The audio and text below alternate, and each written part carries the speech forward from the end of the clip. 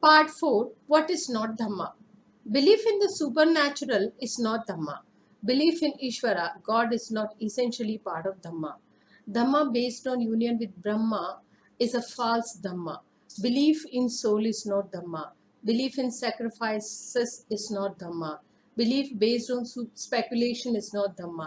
Reading books of Dhamma is not Dhamma. Belief in the infallibility of books of Dhamma is not Dhamma. Belief in supernatural is not Dhamma. Whenever any phenomena occurs, humanity is always wanting to know how it has happened. What is the cause of it? Sometimes cause and the effects are so proximate that so close that it is not difficult to account for the occurrence of events. But oftentimes the effect is so far away from the cause of effect is not accountable. Apparently, there appear to be no cause for it. Then the question arises, how has this event occurred? And then the question arises, how has this event occurred? The commonest answer is that the occurrence of the event is due to some supernatural cause, which is often called a miracle. The Buddha's predecessors gave very different answers to this question.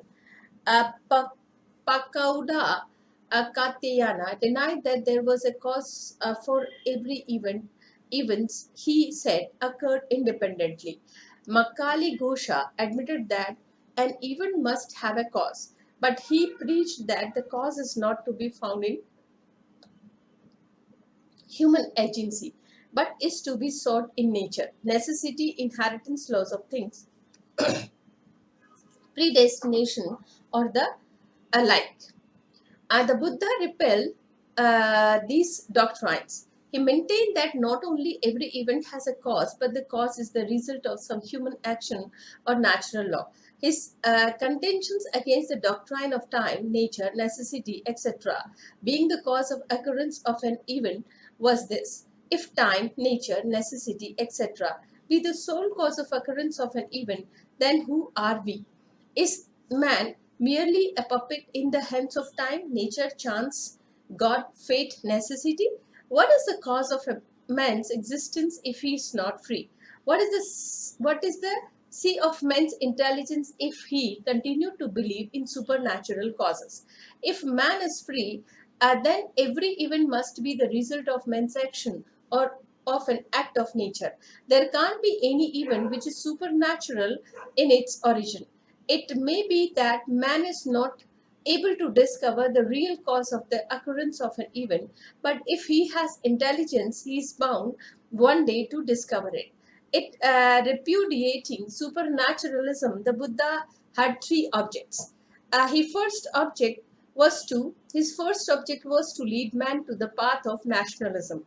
His second object was to free man to go in search of truth. His third object was to remove the most potent source of superstition, the result of which is to kill the spirit of inquiry. This is called the law of karma or causation. This doctrine of karma and causation is the most central doctrine in Buddhism. It preaches rationalism, and Buddhism is not, if not, a rationalism. And that is why worship of supernatural is not Dhamma. Belief in Ishvara, God, is not essentially part of Dhamma. Who created the world is a common question. That the world was created by God is also a very common answer. In the Brahmanic scheme, this God is called by a very variety of names: Prajapati, Ishwar, Brahma, or Mahabrahma.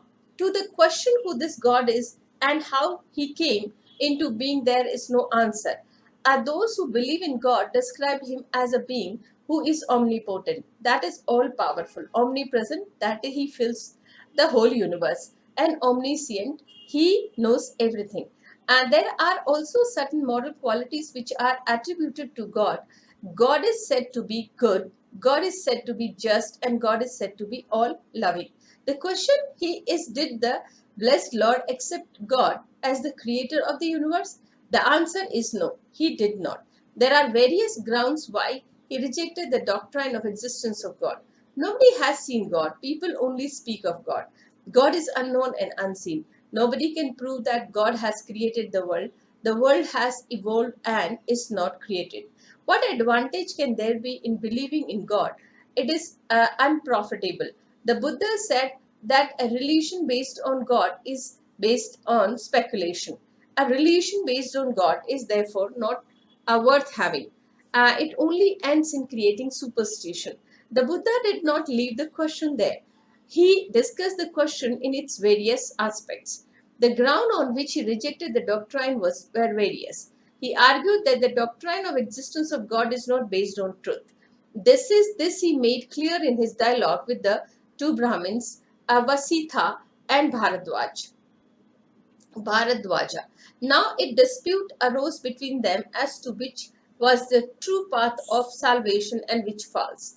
About the time the Blessed One was journeying through Koshala with a great company of brethren, he happened to halt at the Brahmin village called Mana Sakata and stayed in the mango grove on the bank of the river Arikravati.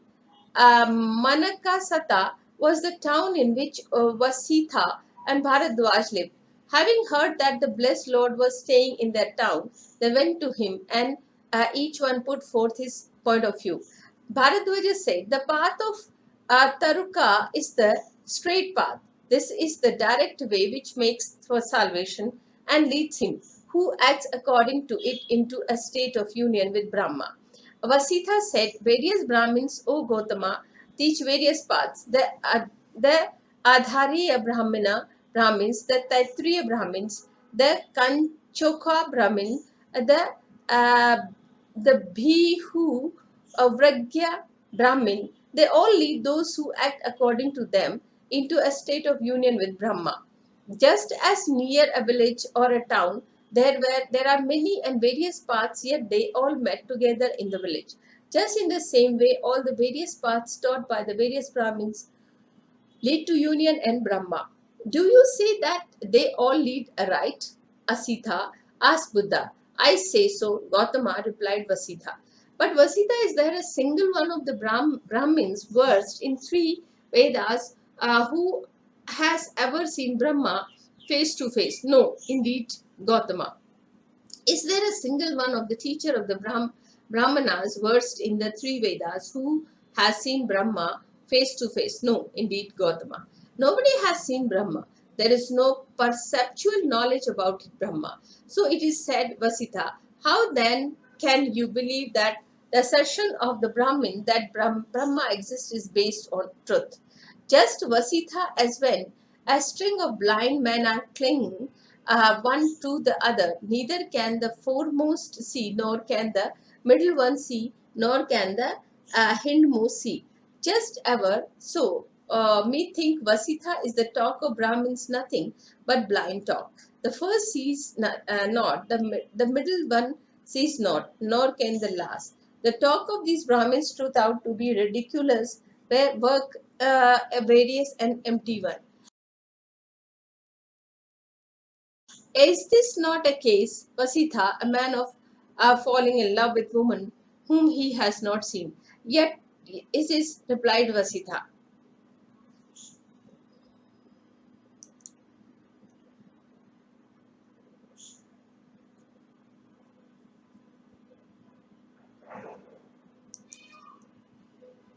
Now, today's 45 minutes reading. The habit of saving. The only lasting favor which the parent may confer upon the child is that of helping the child to help himself or itself. The habit of saving. Man is a combination of flesh, bone, blood, hair, and brain cells. These are the building materials out of which he shapes, through the law of habit, his own personality. To advise one to save money without describing how to save would be somewhat like drawing the picture of a horse and writing under it, "This is a horse." It is obvious to all that the saving of money is one of the essentials of success. But the big question uppermost in the mind of majority of these who do not save it, how can I do it? The saving of money is solely a matter of habit. For this reason, This lesson began with a brief analysis of the law of habit. It is literally true that man, through the law of habit, shapes his own personality. Through repetition, any act indulged in a few times become a habit, and the mind appear to be nothing more than a mass of motivating forces growing out of our daily habits. When once fixed in a mind, a habit voluntarily impels one to action. For example, follow a given route to your daily work, or to some other place that you frequently visit, and very soon the habit has been formed, and your mind will lead you over that route without a thought on your part. Moreover, if you start out with the intention of traveling in another direction without keeping the thought of change in the route constantly in mind, you will find yourself following the old route. Public speakers have found that the telling over and over again of the story, which may be based upon pure fiction, bring into play the law of habits, and very soon they forget whether the story is true or not. Walls of limitation built through habit. Millions of people go through the life in poverty and what because they have made destructive use of the law of habit.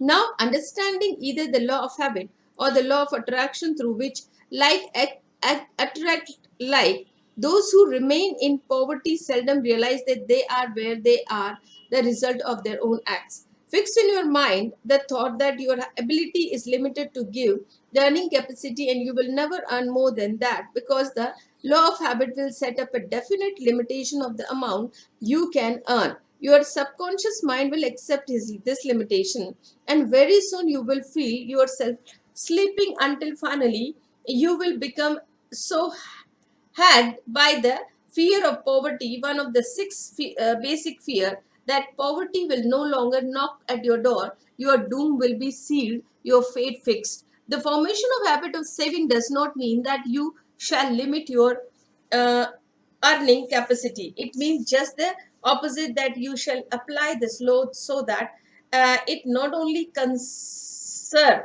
that which you earn in a systematic manner, but it also places you in the way of greater opportunity and gives you the vision, the self confidence, the imagination, the enthusiasm, the initiative, and leadership actually to increase your earning capacity. Starting this great law in another way, when you thoroughly understand the law of habit, you may ensure yourself success in the great game of money making by playing both ends of the game against the middle.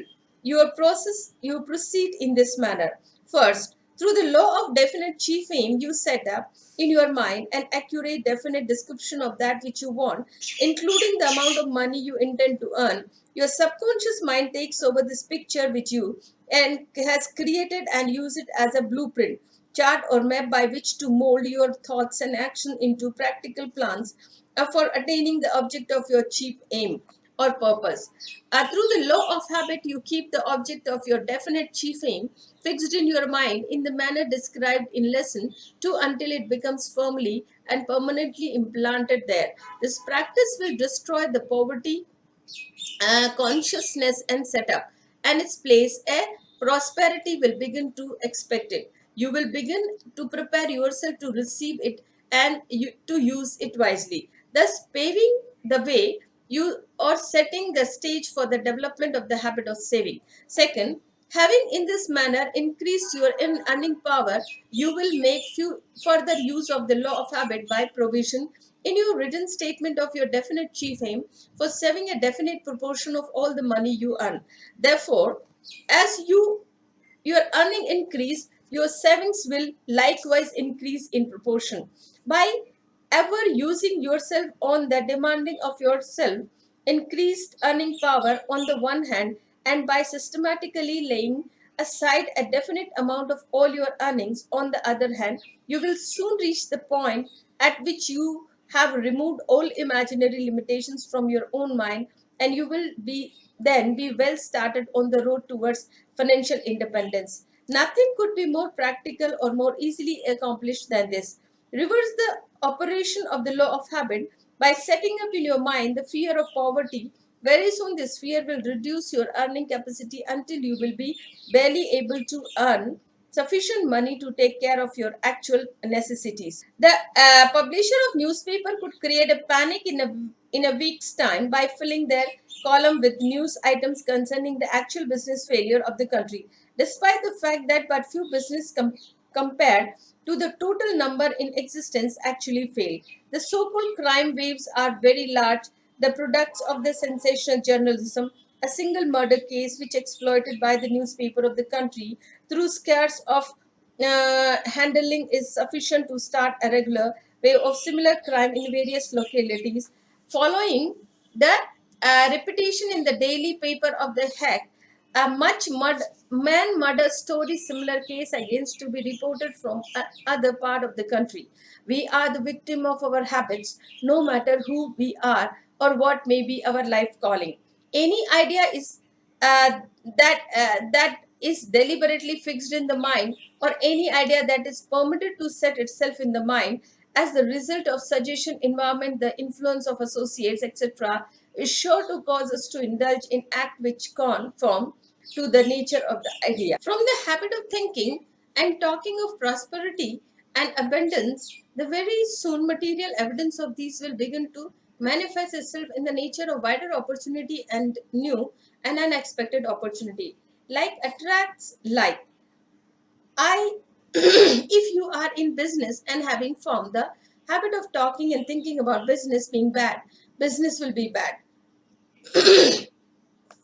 One permits, providing he is permitted to continue his destructive influence long enough, can destroy the work of half a dozen competent men, and he will do it by setting adrift in mind of his associates in the thought of poverty and failure. One of the most successful banker in the state of Illinois has this sign hanging in his private office. We talk and think only of abundance here. If you have a talk of woes, please keep it as we do not want it.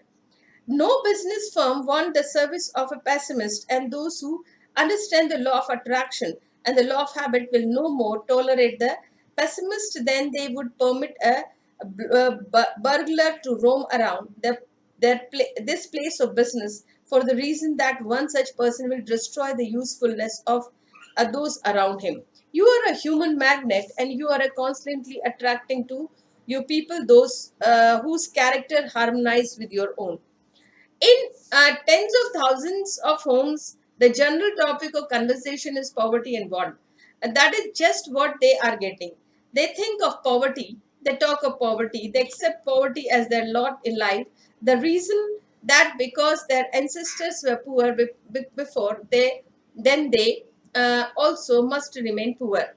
The poverty consciousness is formed as a result of the habit of thinking of the fearing poverty. Lo, the thing I had feared this come upon me, the slavery of debt. That is a merciless master, a fatal enemy of the saving habit. Poverty alone is sufficient to kill of ambition, destroy self-confidence and destroy hope. But add to it the burden of debt, and all who are victims of those who cruel taskmaster are practically doomed to failure. No man can do this best work. No man can express himself in terms that command respect. No man can either create or carry out a definite purpose in life. With heavy debt hanging over his head, the man who is bound in the slavery of debt is just as helpless as the slave who is bound by the ignorance or by actual chain. The author has a very close friend whose income is $1,000 a month. His wife loves a society and tries to make the $20,000 showing on the 12,000 income. With the result that is poor fellows usually about $8,000 in debt. Every member of the family has the pending habit a spending habit, having acquired this form of mother. The children, two girls and the one boy, are now at the age when they are thinking of going to college, but this impossible because of the father's death. The result is dissension between the father and his children, which makes the entire family unhappy and miserable. It is a terrible thing even to think of going through life like a prisoner in chains, bound down and owned by somebody else on account of debt. The accumulation of debt is a habit. It starts in a small way and grow to enormous proportions slowly, step by step, until finally it takes charge of one's very soul. Thousands of young men start their married lives and with unnecessary debt having over their head and never manage to get out from under the load. After the novelty of marriage began to wear off, as it usually does, the marriage couple begin to feel the embarrassment of want, and this feeling grows until it leads often time to open dissatisfaction with one another and eventually to the divorce court. A man who is a man who is bound by the slavery of debt has no time or inclination to start set up work out ideals, with the result that he drift downward with time until he eventually begin to set up limitations in his own mind, and by these he hatch himself behind prison walls of fear and doubt, from which he never escape. No sacrifice is too great to avoid the misery of debt. Think of what you own yourself and those who are dependent upon you and resolve to be no man, is the device of one very successful man whose early chance were destroyed by debt. This man came to himself soon to the throw off the habit of buying that which he did not need and eventually work his way out of slavery. Most men who develop the habit of debt will not be so fortunate as to come to their sense in time to save themselves, because debt is something like quicksand, in that it has tendency to draw its victim deeper and deeper into the mire. The fear of poverty is one of the most destructive of six basic fear described in lesson 3. The man who becomes hopelessly in that debt is seized with his poverty fear, his ambition and self-confidence because paralyzed, and he sinks gradually into oblivion. There are two classes of debt. These are so different in nature that they deserve to be here described as follows. There are debts incurred for luxuries which become a dead loss. There are debts incurred the course of profession or business trending, which represents service or merchandise that can be converted back into asset. The first class of debt is one to be avoided.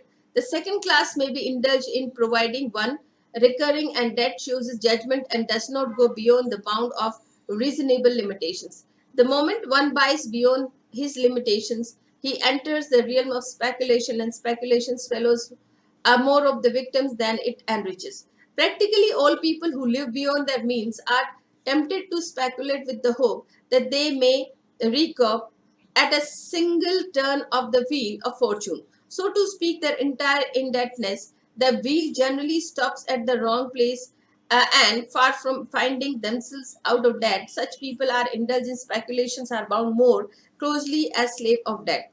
The fear of poverty breaks down the willpower of its victim, and then they find themselves unable to restore their most lost fortune. And what is still more sad, they lose all ambitions to extricate themselves from the slavery of debt. Hardly a day passes that one may not see an account in the newspaper of the least one suicide as a result of worry over debt. The slavery of debt causes more suicide every year than all other causes combined, which is the slightest indication of cruelty of the poverty fear. During the war, millions of men faced the front line trenches without flinching, knowing that death might overtake them any moment. Those same men, when facing the fear of poverty, often cried, cringe, and out of a sheer desperation which paralyzed their reason, sometimes commit suicide. The person who is free from debt may with poverty and achieve outstanding financial success. But if he is bound by debt, such achievement is but a remote possibility and never a probability. Fear of poverty is a negative, destructive state of mind. Moreover, one negative state of mind has a tendency to attract other similar state of mind. For example, the fear of poverty may attract the fear of ill health, and these two may attract the fear of old age, so that the victim find himself poverty stricken in ill health and actually growing old long before the time when he should begin to show the sign of old age. Millions of untimely nameless grave have been filled by this cruel state of mind known as the fear of poverty. And less than a dozen year ago, a man held a responsible position with the City National Park, New York City. Through living beyond his income, he constructed a large amount of debt, which caused him to worry until his destructive habit began to show up in his work and he was dismissed from the bank service. He secured another position at less money, but his creditors embarrassed him so that he decided to resign and go away into another city, where he hoped to escape them until he had accumulated enough money to pay off his indebtedness. Creditors have a way of tracing debtors, so very soon they were close on the heels of this young man, whose employers found out about his indebtedness and dismissed him for his position. He then searched in vain for employment for 2 months. One cold night, he went on to the top of one of tall building on Broadway and jumped off dead, has claimed another victim. How to master the fear of poverty?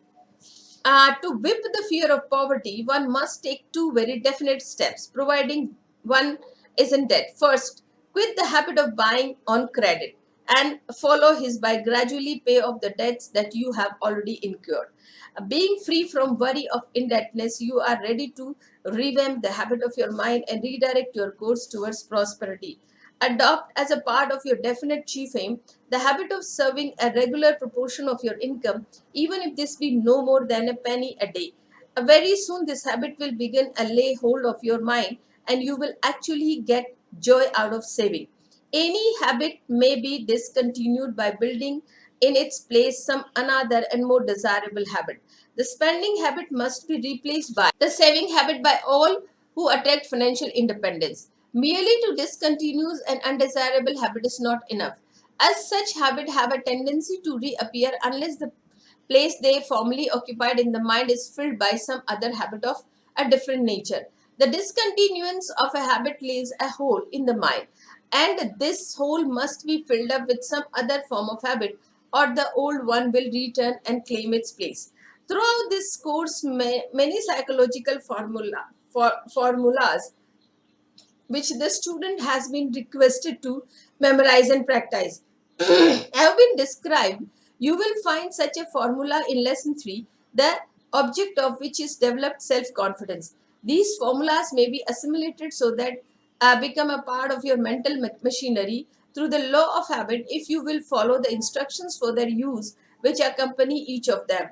It is assumed that you are striving to attain financial independence. The accumulation of money is not difficult after you have one mastered the fear of poverty and developed in its place the habit of saving. The author of this course would be gradually disappointed to know that any student of the course got the impression from anything in this and any of the other lessons that succeeds in measured by dollars alone.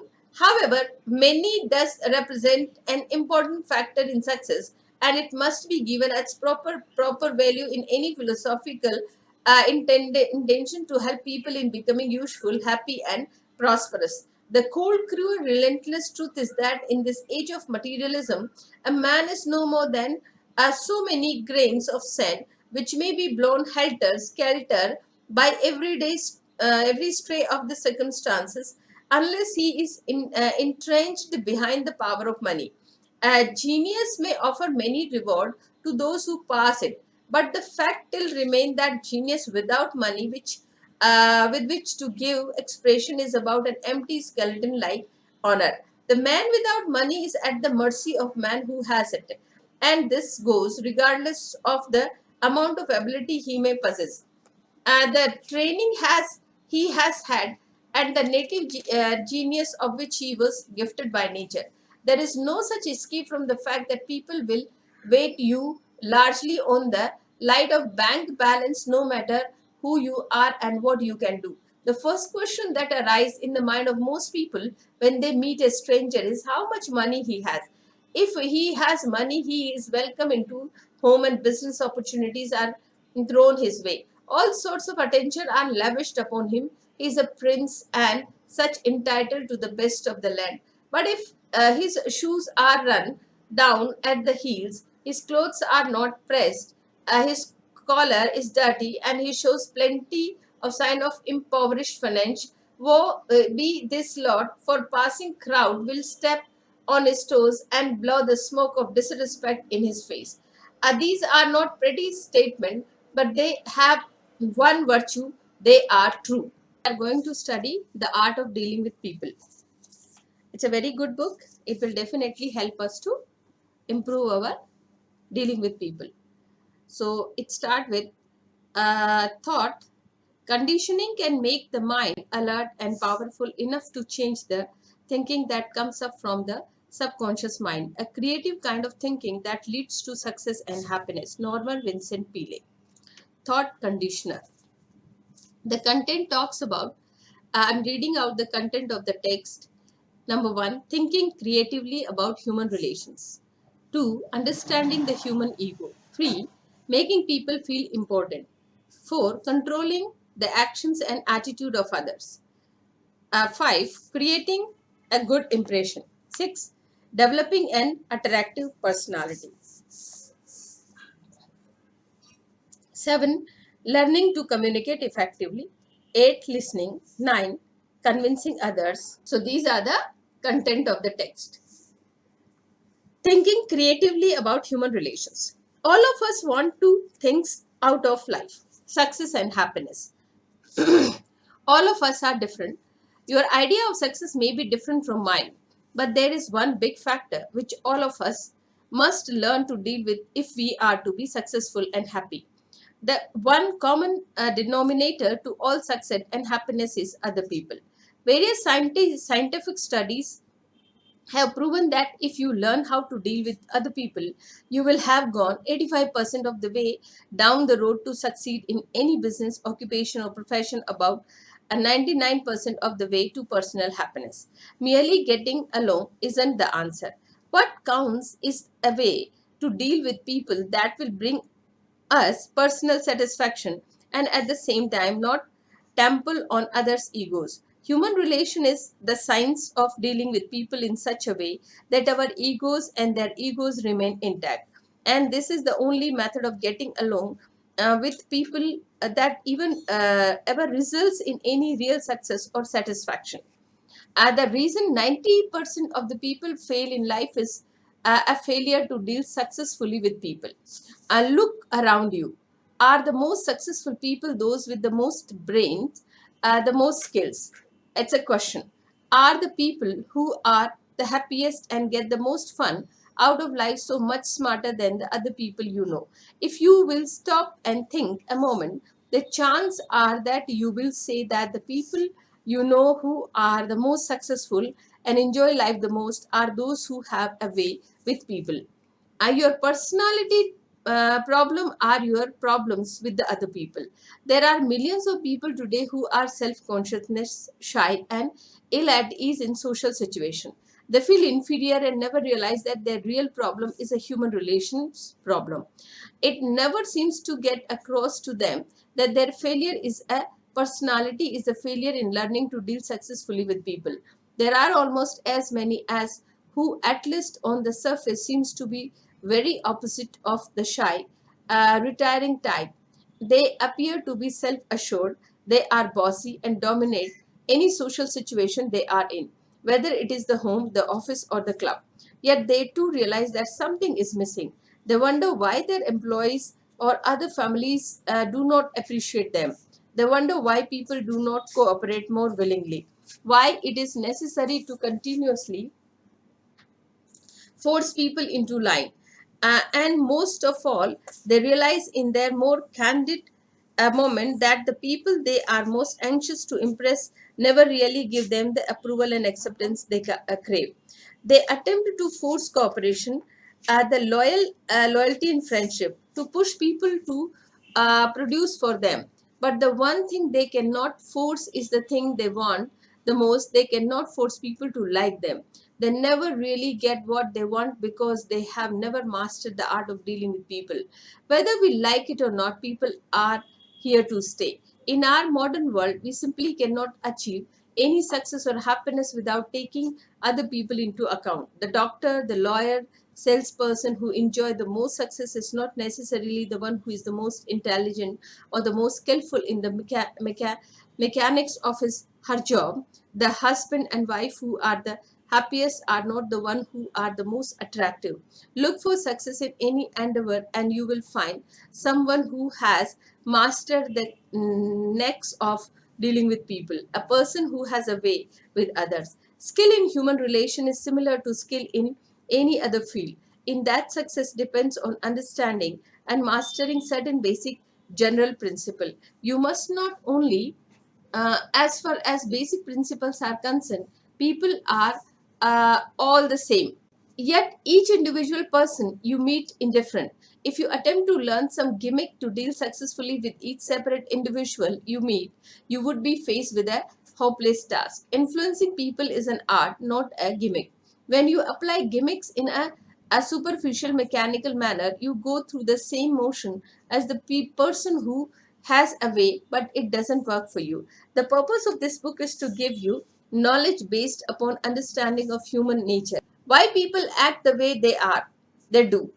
Methods presented in this book have been tested on thousands of people who have attended my human relations seminar. They are not just my pet idea of how you should deal with people, but idea that have stood the test of how you must deal with people.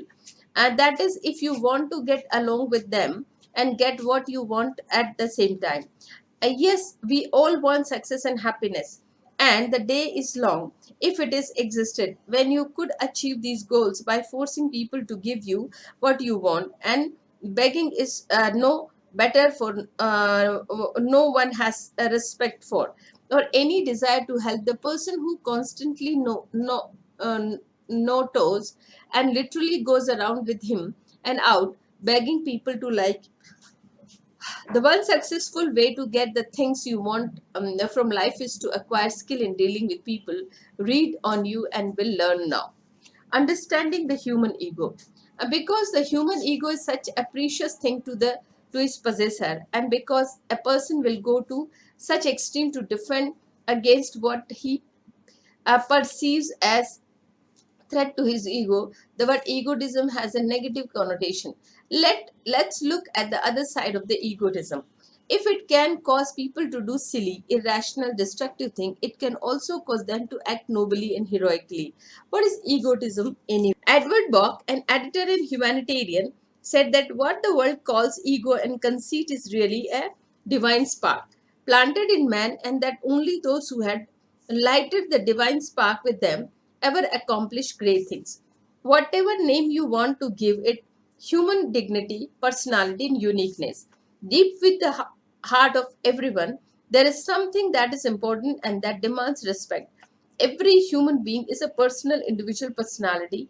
The most powerful drive in any person is to defend this important something against all enemies. This is why you cannot treat people as machines, as number, as masses, and get away with it.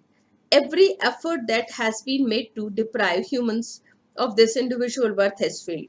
It is more powerful than armies and prison camp. It proves more powerful than feudal lord who tries to turn people into serfs. It proves more powerful than Hitler's armies, and it sets the stage of our own lens of free.